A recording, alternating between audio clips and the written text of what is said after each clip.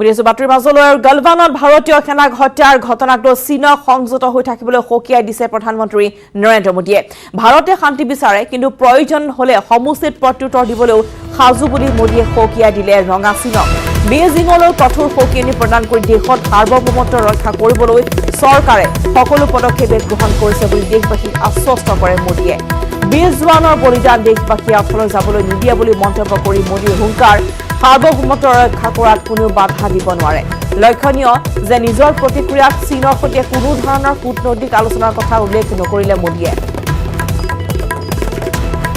ইয়াৰ জৰিয়তে ভাৰত চীন সীমান্তত ভাৰতৰ স্থিতিৰ পৰা এক ইঞ্চিও পিছ হুহুকি নহাৰ ইংগিত দিছে প্ৰধানমন্ত্ৰী মোদীয়ে সমগ্ৰ ঘটনাৰ বাবে চীনা সৈন্যক জগৰীয়া কৰি মোদীয়ে কয় যে চীনা সৈন্যই 6 জুনৰ বৈঠকত হোৱা সিদ্ধান্তক সন্মান জনোৱা হলে এই ঘটনা নহলহেঁতেন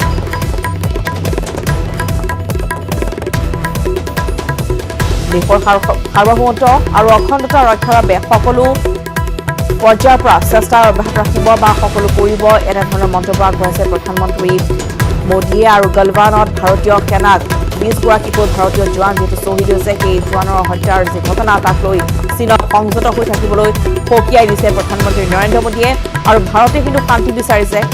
প্ৰথম আক্ৰমণ চলিছে চীনৰ পৰা গতিকে চীনৰ আগ্ৰাসী মনোভাৱ বা যি আগ্ৰাসী পদক্ষেপ গ্ৰহণ কৰিছে তাক লৈ সকীয়নি প্ৰদান কৰিছে আৰু প্ৰত্যুত্তৰ দিবলৈ ভাৰত চৰকাৰ সাজু আছে বুলি সকীয়াই দিছে বেইজিঙলৈ কঠোৰ সকীয়নি প্ৰদান কৰিছে লগতে ভাৰতক সাৰ্বভৌমত্ব ৰক্ষা কৰিবলৈ চৰকাৰে সকলো পদক্ষেপ গ্ৰহণ কৰিছে বুলিও দেশবাসীক আশ্বস্ত কৰিছে মোদীয়ে 20 জোৱানৰ যি বলিদান সেয়া দেশবাসীয়ে অথলৈ যাবলৈ নিদিয়ে বুলিও মন্তব্য মোদীৰ আৰু লগতে হুংকাৰ দিছে যে সাৰ্বভৌমত্ব ৰক্ষা কৰাত কোনেও বাধা দিব নোৱাৰে নিজৰ প্ৰতিক্ৰিয়া চীনৰ সৈতে কোনো ধৰণৰ কূটনৈতিক আলোচনাৰ কথা উল্লেখ কৰা নাই মোদীয়ে ইয়াৰ জৰিয়তে ভাৰত চীন সীমান্তত ভাৰতৰ স্থিতিৰ পৰা 1 ইঞ্চিও পিছ হুহুকি নোহাৰ ইংগিত দিছে মোদীয়ে সমগ্ৰ ঘটনাৰ বাবে চীনা সৈন্যক জগৰীয়া কৰি মোদীয়ে কয় যে চীনা সৈন্যই 6 জুনৰ বৈঠকত হোৱা সিদ্ধান্তক সন্মান জনোৱা হলে এই ঘটনা নহলহেঁতেন भारत पूरी दृढ़ता से देश की एक एक इंच जमीन की देश के स्वाभिमान की रक्षा करेगा भारत सांस्कृतिक रूप से एक शांतिप्रिय देश है हम कभी किसी को भी उकसाते नहीं हैं लेकिन हम अपने देश की अखंडता और संप्रभुता के साथ समझौता भी नहीं करते हैं जब भी समय आया है हमने देश की अखंडता और संप्रभुता की रक्षा करने में अपनी शक्ति का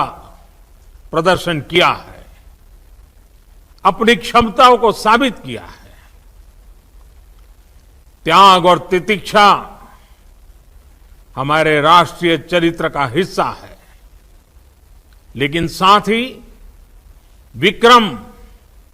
और वीरता भी उतना ही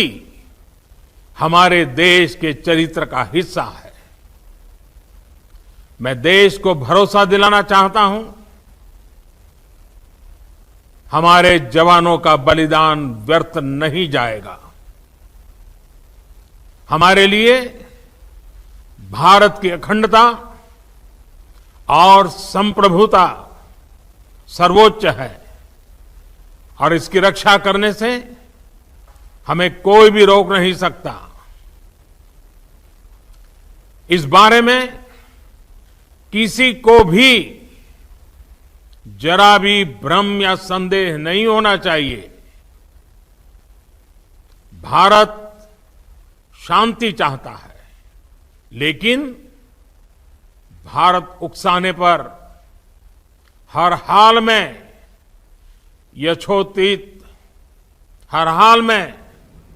यथोचित जवाब देने में सक्षम है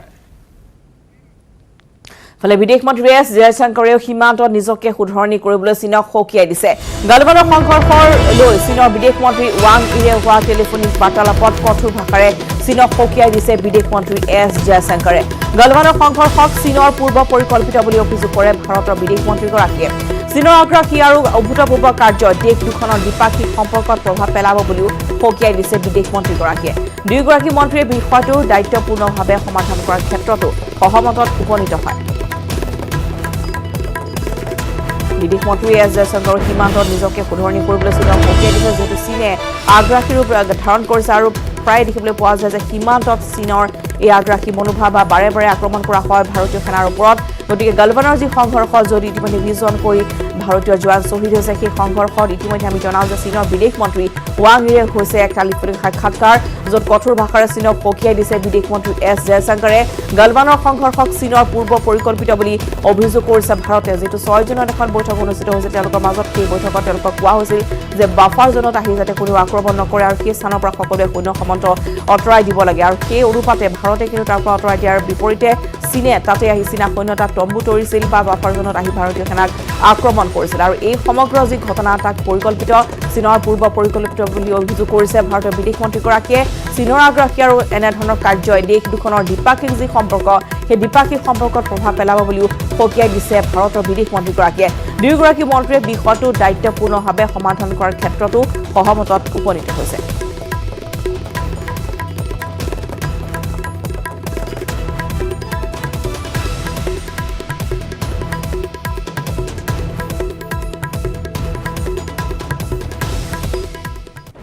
ইফালে বুধবাৰে গালৱানত চীন আৰু ভাৰতৰ মেজৰ জেনেৰেল পৰ্যায়ত হোৱা বৈঠক ব্যৰ্থ হৈছে গালৱানৰ সংঘৰ্ষৰ পিছতে 14 নং পেট্ৰল পইণ্টত অনুষ্ঠিত বৈঠকত কোনো সিদ্ধান্তত উপনীত নহল দুয়োটা পক্ষ 14 নং পেট্ৰল পইণ্টৰ পৰা চীনৰ সেনাক আঁতৰি যাবলৈ ভাৰতীয় সেনাৰ সকিয়নি ভাৰতৰ GOC-3 ডিভিজনৰ মেজৰ জেনেৰেল আৰু চীনৰ PP-14ৰ মেজৰ জেনেৰেলৰ মাজত হৈছিল এখন বৈঠক কিন্তু বৈঠকখন হৈছে ব্যৰ্থ বুধবাৰৰ গালৱানৰ চীন আৰু ভাৰতৰ মেজৰ জেনেৰেল পৰ্যায়ত অনুষ্ঠিত হোৱা বৈঠকখন ব্যৰ্থ হৈছে গালৱানৰ সংঘৰ্ষৰ পিছতে 14 নং পেট্ৰল পইণ্টত যিখন বৈঠক অনুষ্ঠিত হৈছিল সেই বৈঠকত কোনো ধৰণৰ সহমতত উপনীত হ'ব নোৱাৰিলে কোনো ধৰণৰ সিদ্ধান্তত উপনীত হ'ব নোৱাৰিলে দুই পক্ষ 14 নং পেট্ৰল পইণ্টৰ পৰা চীনৰ সেনাক আঁতৰি যাবলৈ ভাৰতীয় সেনাই সকিয়নি প্ৰদান কৰিছে ভাৰতৰ GOC-3 ডিভিজন মেজৰ জেনেৰেল আৰু চীনৰ PP-14ৰ মেজৰ জেনেৰেলৰ মাজত হৈছিল এইখন বৈঠক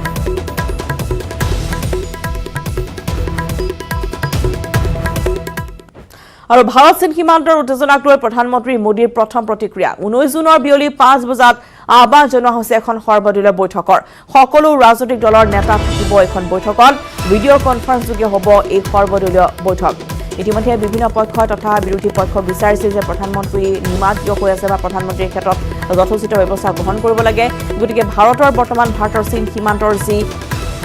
সমস্যা বা যি উত্তেজনা বৰ্তমান উদ্ভৱ হৈছে তাক লৈ ইতিমধ্যে প্ৰধানমন্ত্ৰীগৰাকীয়ে প্ৰতিক্ৰিয়া ব্যক্ত কৰিছে 19 জুনৰ বিয়লি 5 বজাত আহ্বান জনোৱা হৈছে সৰ্বদলীয় বৈঠকৰ আৰু এই বৈঠকতে সকলো ৰাজনৈতিক দলৰ নেতাৰ মতামত গ্ৰহণ কৰিব তাৰ পিছতে এক গুৰুত্বপূৰ্ণ সিদ্ধান্ত ল'ব ভাৰতে ভিডিঅ' কনফাৰেন্সযোগে হ'ব এইখন সৰ্বদলীয় বৈঠক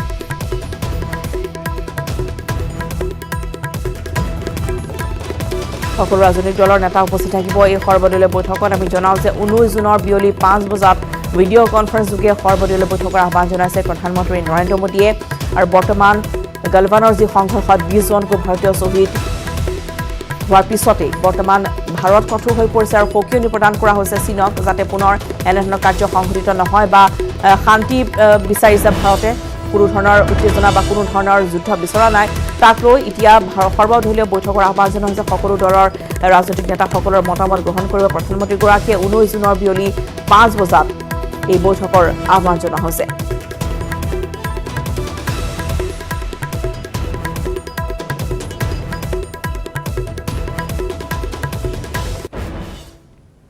এতিয়া আগবাঢ়িছো অন্যান্য খবৰ মাজলৈ সুশান্ত সিং ৰাজপুতৰ আত্মহত্যাৰ কাৰণে উচতনি দিয়াৰ অভিযোগত সলমান খান সহ 8 জনৰ বিৰুদ্ধে গোচৰ ৰুজু কৰা হৈছে মুজাফৰপুৰৰ CJM কোৰ্টত সলমান খান কৰণ জোহৰ একতা কাপুৰ সঞ্জয় লীলা ভান্সালী আদিত্য চোপ্ৰা সাজিদ নাদিয়াৱালাৰ বিৰুদ্ধে ৰুজু কৰা হৈছে গোচৰ জনপ্ৰিয় অভিনেতা সুশান্ত সিং ৰাজপুতৰ মৃত্যুৱে এতিয়া সমগ্ৰ বলিউডতে গুণপাৰ লগাইছে ঘটনাৰ পিছতে বলিউডৰ বহু অভিনেতা অভিনেত্ৰীৰ বিৰুদ্ধে পাটনাত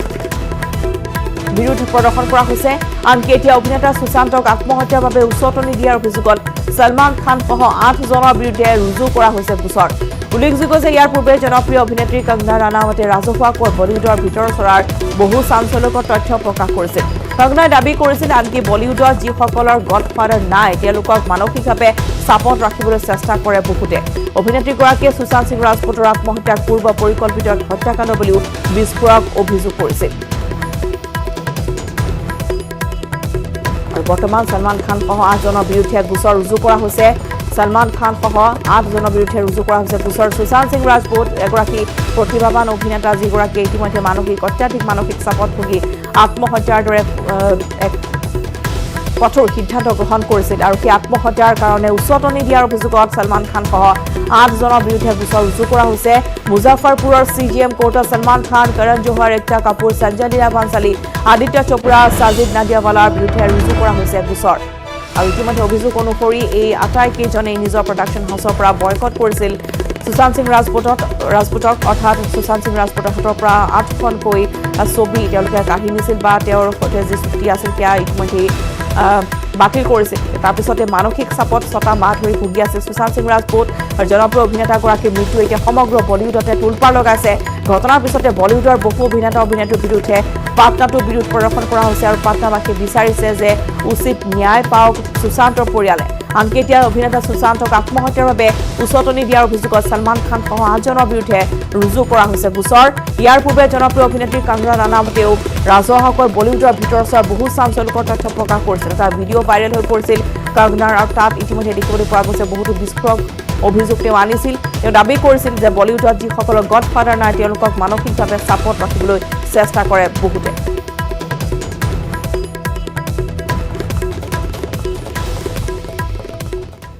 জানা ব্ৰেকিং নিউজ ডিব্ৰু-চৈখোৱা ৰাষ্ট্ৰীয় উদ্যানত তেল খননৰ বিৰুদ্ধে PIL গুৱাহাটী উচ্চ ন্যায়ালয়ৰ ৰাজহুৱা স্বাৰ্থ জড়িত আবেদন ডিব্ৰু-চৈখোৱাৰ 7টা খাদৰ পৰা তেল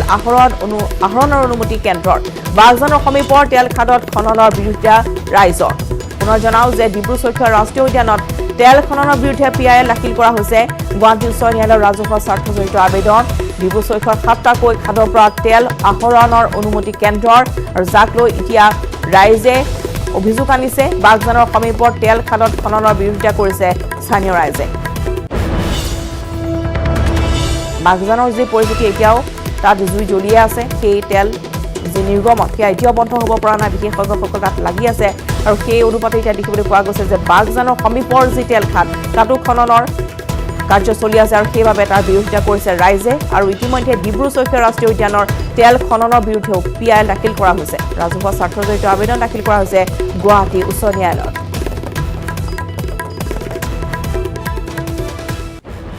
বাতৰিৰ মাজলৈ গুৱাহাটীৰ পুৱা 9 বজাৰ পৰা বিয়লি 5 বজালৈ দোকান খোলা ৰখাৰ আহ্বান এই আহ্বান কামৰূপ চেম্বাৰ্ছ অফ কমাৰ্চৰ দোকান পোহাৰ ব্যৱসায়িক বাণিজ্যিক প্ৰতিষ্ঠান সকলো আৰু পৰিবহণ ব্যৱস্থালৈ এই আহ্বান জনোৱা হৈছে সোমবাৰৰ পৰা শনিবাৰলৈ ব্যৱসায়িক প্ৰতিষ্ঠান খোলা ৰখাৰ আহ্বান দেওবাৰে সকলো ব্যৱসায়িক প্ৰতিষ্ঠান বন্ধ ৰখাৰ আহ্বান কৰোনা সংক্ৰমণৰ ভয়াৱহতাৰ প্ৰতি লক্ষ্য ৰাখি কামৰূপ চেম্বাৰ্ছ অফ কমাৰ্চৰ আহ্বান সতৰ্কতামূলক সকলো নীতি নিৰ্দেশনা মানি চলিবলৈ আহ্বান জনোৱা হৈছে সকলো পক্ষকে পুনৰ জনাইছো যে গুৱাহাটীত পুৱা 9 বজাৰ পৰা বিয়লি 5 বজালৈ দোকান খোলা ৰখাৰ আহ্বান জনোৱা হৈছে আমি এই মুহূৰ্তত কম্পিউটাৰকৈ গৈছো অধিক জানিবলৈ আমাৰ জ্যেষ্ঠ সাংবাদিক ৰাজু বৰুৱাৰ কাষলৈ ৰাজু আপোনাৰ কাষলৈ আহিছো আৰু চেম্বাৰ্ছ অফ কমাৰ্চৰ যি আহ্বান সেই সন্দৰ্ভত অধিক আপোনাৰ পৰা জানিব বিচাৰিছো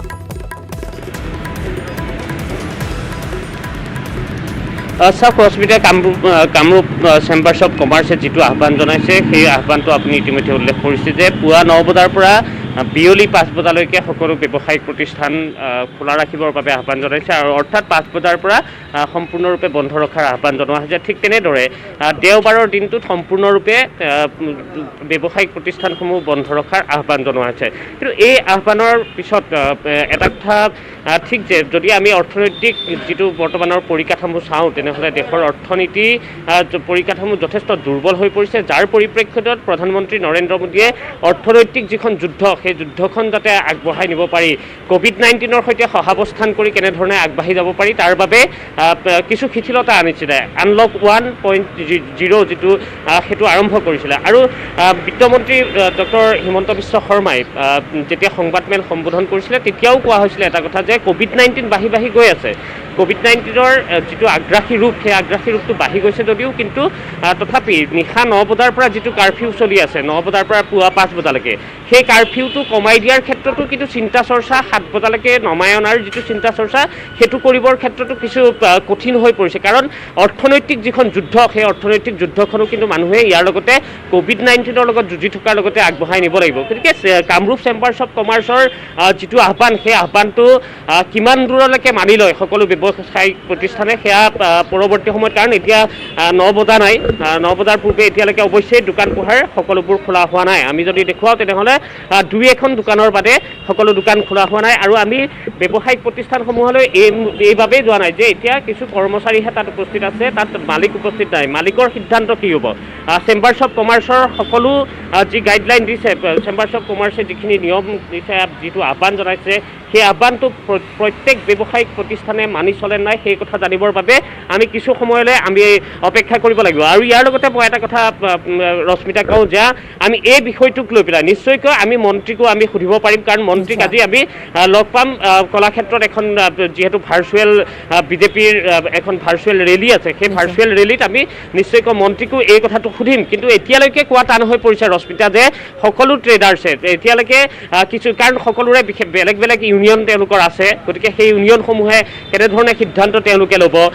কামৰূপ চেম্বাৰ্ছ অফ কমাৰ্চৰ প্ৰত্যেকটো আহ্বান তেওঁলোকে সঁচাকৈ পালন কৰিবনে নাই কাৰণ অৰ্থনৈতিক যুদ্ধখনৰ কথা মই বাৰম্বাৰ সেইটো উল্লেখ কৰিছোঁ যে প্ৰধানমন্ত্ৰী নৰেন্দ্ৰ মোদীয়েও কিছু শিথিলতা এইবাবে আনি দিছিলে কোভিড-19ৰ ক্ষেত্ৰত যিখন যুদ্ধ চলি আছে সেই যুদ্ধৰ মাজতো কিছু শিথিলতা আনিছে কিন্তু বাৰম্বাৰ সকলোৱে আহ্বান জনাইছে যে যিবোৰ নীতি নিয়ম আছে মাস্ক পৰিধান কৰিব লাগে মাস্ক পৰিধান কৰাৰ যিটো নীতি আছে সেই মাস্ক পৰিধান কৰিবলৈ প্ৰত্যেককে আহ্বান জনাইছে যিখিনি চাফ চিকুণতা অৱলম্বন কৰিব লাগে সেইখিনি সকলোৱে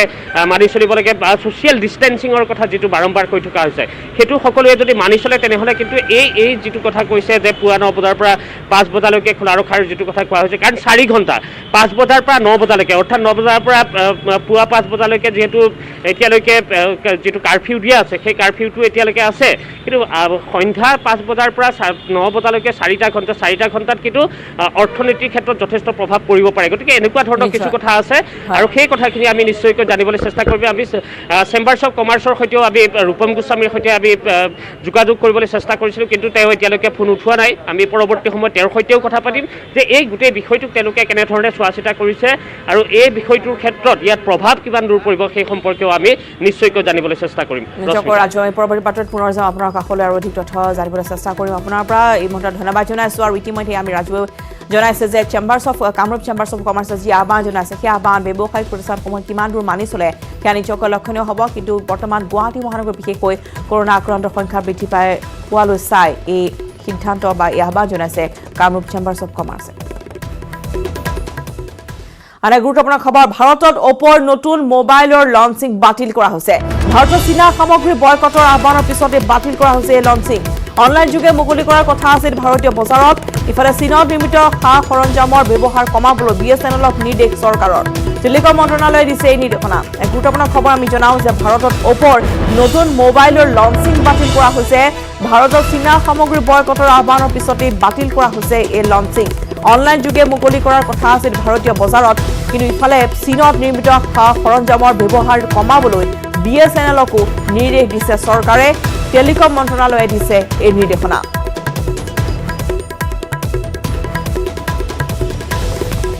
ভাৰতীয় সীমান্তৰ সংঘৰ্ষৰ পিছতে বৰ্তমান কেতবোৰ নতুন সিদ্ধান্ত গ্ৰহণ কৰা হৈছে আৰু চীনা সামগ্ৰী বয়কট কৰিবলৈ ইতিমধ্যে বিভিন্ন দল সংগঠনে প্ৰতিবাদী কাৰ্যসূচী ৰূপায়ণ কৰা আমি কালি দিনটোৰ পৰাই দেখুৱাইছোঁ দেশৰ ভিন্ন প্ৰান্তত এতিয়া প্ৰতিবাদ হৈছে চীনা সামগ্ৰী বৰ্জন কৰিব লাগে চীনা এপসমূহ আনইনষ্টল কৰিব লাগে এনেধৰণৰ বৰ্তমান বাতৰি কিছু চলিছে ছ'চিয়েল মিডিয়াত আৰু সেই অনুপাতে বৰ্তমান ভাৰতত অপ'ৰ যি নতুন মোবাইলৰ লঞ্চিং আছিল সেয়া বাতিল কৰা হৈছে চীনা সামগ্ৰী বয়কটৰ আহ্বানৰ পিছতে বাতিল কৰা হৈছে এই লঞ্চিং অনলাইন যোগে ভাৰতীয় বজাৰত এই অপ' মোবাইল লঞ্চিং কৰাৰ কথা আছিল আৰু ইফালে চীনত নিৰ্মিত সৰঞ্জামৰ ব্যৱহাৰ কমাবলৈও BSNLক নিৰ্দেশ দিছে চৰকাৰে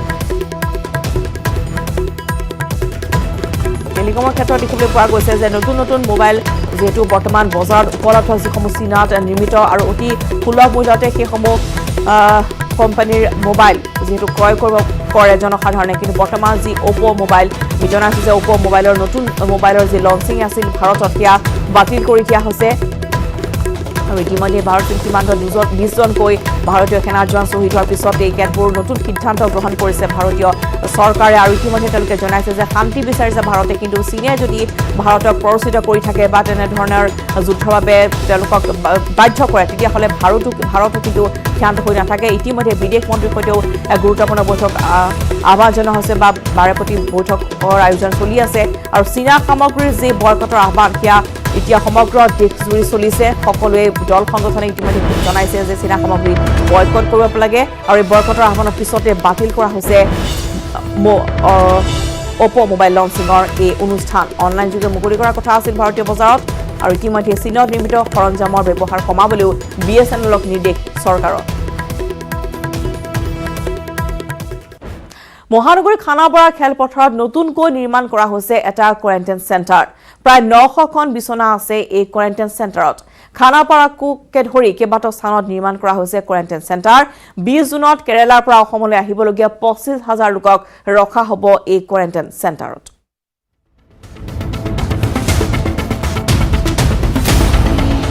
খানাপাৰাত সাজু প্ৰায় 900 বিছনাযুক্ত কোৱাৰেণ্টাইন কেন্দ্ৰ কেৰালাৰ পৰা আহিবলগীয়া লোকসকলৰ বাবে এই প্ৰস্তুতি কোৱাৰেণ্টাইন কেন্দ্ৰলৈ ৰূপান্তৰিত খানাপাৰা পশু চিকিৎসা মহাবিদ্যালয়ৰ খেলপথাৰত ক্ষিপ্ৰতাৰে চলিছে নিৰ্মাণ কাৰ্য কেন্দ্ৰৰ বাবে কোনোৱে যদি সাজিছে ফ্ৰেম আন কোনোৱে খেলপথাৰত পথ নিৰ্মাণৰ বাবে চলাইছে বুলডোজাৰ চলিছে বিজুলী সংযোগ বাথৰুম শৌচাগাৰ নিৰ্মাণৰ কাম 20 জুনত কেৰালাৰ পৰা অসমলৈ আহিব 25,000 লোক তেওঁলোকক ৰাখিবলৈ খানাপাৰাকে ধৰি কেইবাটাও স্থানত চলিছে কেন্দ্ৰ নিৰ্মাণ কেৰালাৰ পৰা প্ৰায় 25,000 মানুহ আহিছে নগাঁও আৰু মৰিগাঁৱত মানুহ ৰাখিব পৰা অৱস্থাত নাই ভৰি গ'ল এতিয়া তেওঁলোকৰ বহুত মানুহ কালি আমি বকু পৰ্যন্ত ৰাখিছোঁ 20 তাৰিখলৈকে কোভিড মানে আমাৰ কেৰালাৰ পৰা 25,000 মানুহ আহিব সেই মানুহখিনিক ৰাখিবৰ কাৰণে আমি খানাপাৰা সৰুসজাই আৰু কামৰূপ মহানগৰ জিলাত বহুত জায়গা ৰেডি কৰিছোঁ কাৰণ এই মানুহসকল আহিব নগাঁও মৰিগাঁও হোজাই বৰপেটা আদি জিলা ইতিমধ্যে প্ৰায় 400ৰ পৰা 500 গৰাকীক ৰাখিব পৰাকৈ সাজু হৈছে খানাপাৰাৰ এই কেন্দ্ৰটো কোঠালীসমূহতো কৰা হৈছে সুব্যৱস্থা প্ৰায় এসপ্তাহৰ পিছতেই সাজু হৈ পৰিব এইটো কোৱাৰেণ্টাইন কেন্দ্ৰ